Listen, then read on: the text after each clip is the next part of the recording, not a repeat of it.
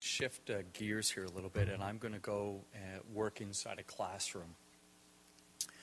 For the last several years, we've been conducting battlefield tours with the Cleghorn, John and Patty Cleghorn, and their financial donations that they have gave to the Laurier Center. And this summer, a comment was made on the battlefield tour that talked about how Canadian history in our schools is the second most disliked subject that students have to take. It's right behind mathematics. So those of you that have a mathematics phobia, right behind you are several Canadian history students that equally dislike history as much as mathematics. Armed with this, we stop and we sometimes think about how can we actually engage our students? How can we reach our students effectively so that they can actually participate in Canada's history? So thank you.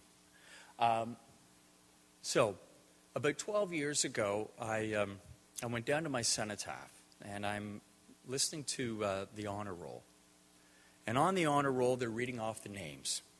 And many of you have probably gone through a similar ceremony.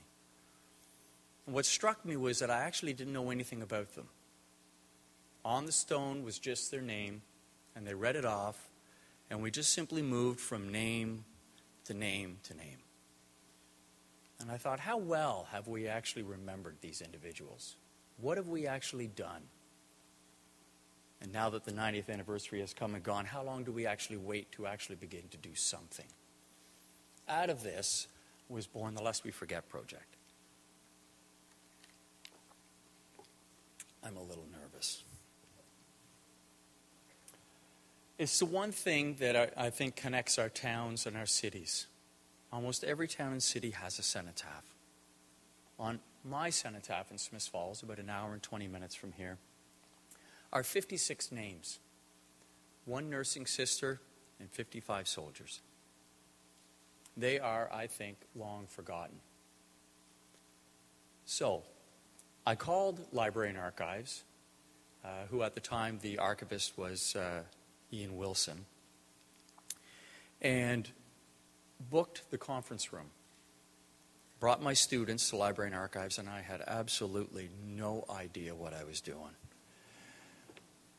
My students arrived, and in front of them were placed the actual soldier's file that we had ordered.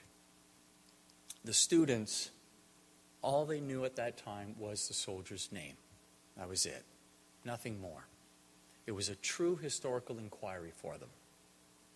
The result was that the students were able to complete, using the primary documents, a 5, 6, some cases a 10-page biography on the soldier from Smiths Falls. Now, on the surface, this might not seem as though it's a very significant matter. But in the classroom, when you're actually fighting to have students engaged in Canada's history or a chapter of Canada's history, it's actually quite meaningful. The students begin to transcend from, it's just a name, an unknown guy, I don't really care, to as they sift through the files, they begin to understand that it's more than just a name, that there is a person behind the name, and that there is a community connection. Now, my hometown, Smiths Falls, hasn't changed very much in the last 100 years. For my students, over the years when we've worked on our cenotaph, what happens is that each student breathes life back into this long forgotten name. And it becomes something that's very important for them. If I can pick up on something that Andrew was talking about, I've just created some bullets here. The students actually determine what's significant for them.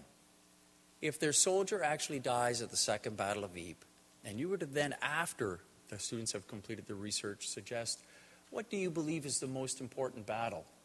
9 times out of 10, the students will actually say, the battle that my soldier died in. They are actually determining what's significant.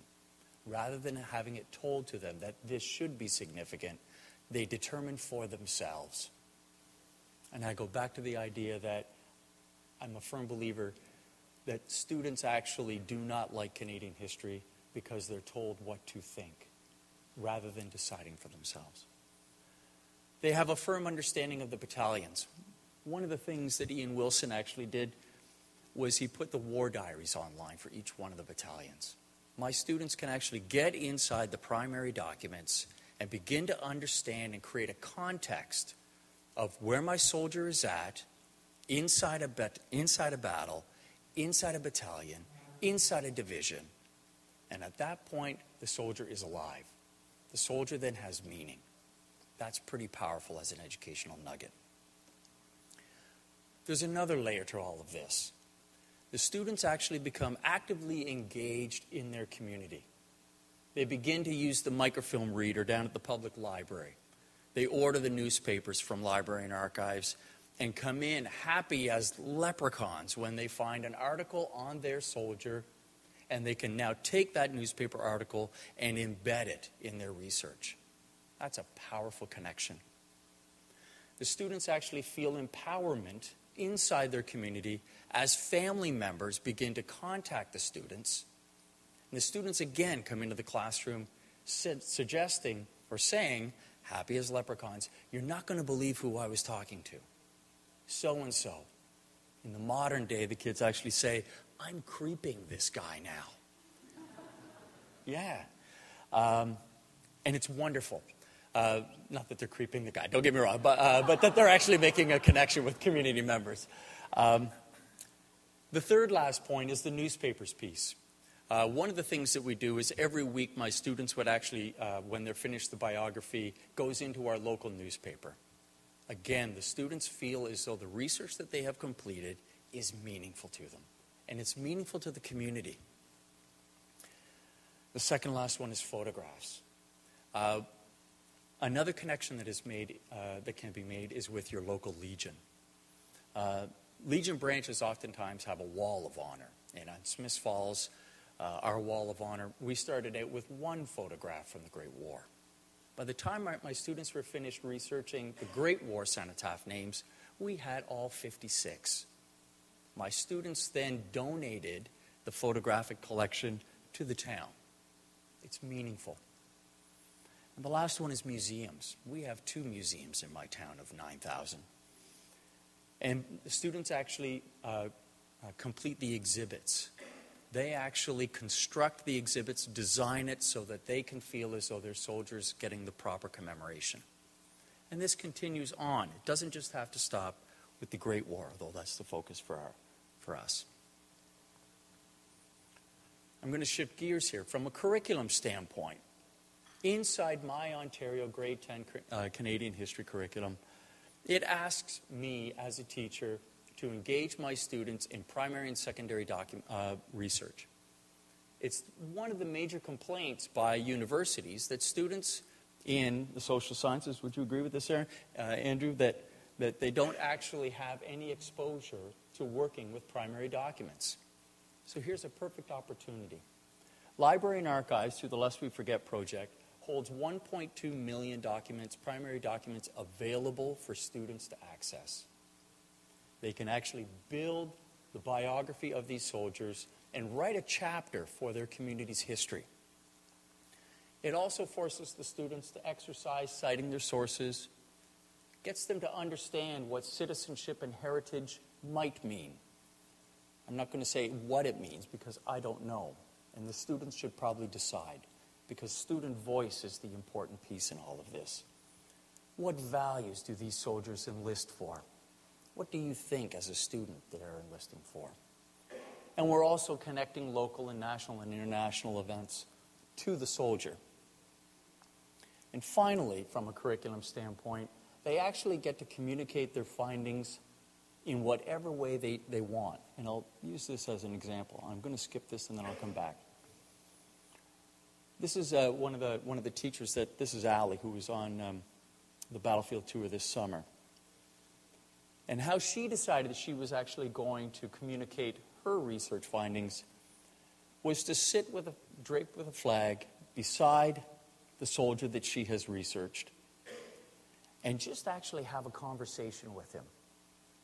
Just pretend that she was sitting on the front porch on a hot summer day, if you will, and just talk to him while the rest of us stood around and listened, almost eavesdropping on this conversation.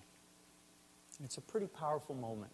And I use this photograph because many of my students, after we finished our research, we then go to Europe, and our final piece, our closure piece, is to find them in the cemeteries, much the same as we do on the battlefield tours. And several of my students have done this. Or, from the Newfoundland Labrador contingent, sorry. This is Dave Sullivan. This summer, what Dave Sullivan did is Dave wrote a monologue. And we are at Beaumont Hamel, and Dave has conducted a significant amount of research on the soldier file from the Rooms website that's been put up by Newfoundland and Labrador. And what Dave has done is Dave then gave the monologue to us with not a dry eye in the group. Extremely powerful. Dave, in the modern sense, think about students in this way. Dave put this on YouTube. Dave gets back from his battlefield tour, and he meets up with the family members that actually see this, and on a CBC radio interview. And Dave then sent me a photo of standing in the living room with the family members based on the soldier that he has researched. And the story goes on. And my students have experienced something very similar over and over and over again. I got to go back here, and I got to see if I can do this. Good. Okay, I'm going to shift gears for a second here. Every summer, we run help run the Cleghorn War Memory Study Tour. And we don't represent any group, and we don't represent any special interests. Professor Lee Windsor, Cindy Brown, professorial candidate at Western University, and myself, we bring 18 teachers from across Canada overseas. And one of the things that we do is we actually try to create tension in the group. We try to create dissonance in the group. We actually, Andrew, one of the questions we ask while we were at Vimy is Vimy a myth? We are not saying it is, but inside a classroom, that's the question we want our students to begin to wrestle with. We want them to wrestle with Dieppe. Is it fair to characterize it as a disaster? Why do we make those decisions? Why don't we let the students make those decisions? So our battlefield tour is actually built around the idea of asking the historical thinking questions or inquiry questions to then take back to your classroom and use those types of questions with the students. And last year it was the tour actually qualifies for a credit in a master's or a BEd or a PhD program. Last year, this past summer, Professor Alan Sears joined us from University of New Brunswick. The goal being to actually have the teachers intertwine Canadian history with education. And we are trying to hammer away at this idea, how do we actually move away from our Canadian history being the second most disliked subject in schools? What do we have to do? One of the things I would suggest is that we give students a voice. And this is something, and then I'll finish off. I've got 10 minutes. My 10 minutes are up. On the Laurier Center for Military Strategic and Disarmament Studies, we actually run a blog for teachers. And the goal is to engage teachers in this historical inquiry questioning. And one of the questions that we were asking a while ago is, what is actually worth remembering? And who decides? Oftentimes, the resource that we would use in the classroom, the textbooks, tell us what to think. Summarize everything for us in a nice, neat little package. And the result is that students really don't like it. They really don't like the idea of being told what to think. And I wonder how much opportunity we actually give students to think independently on their own, to wrestle with the questions that maybe in Canadian history we should be asking them to wrestle with. And finally, I need to say, because Pam Calvert is in the crowd here, my students right now are working with the Juno Beach Center and we are actually building an app. We've designed a database through computer coding, and we're actually building a massive database for our D-Day soldiers. And all of this is trying to push the envelope beyond the traditional notion of what constitutes studying Canadian history and pushing Canadian history into the digital age. Thank you.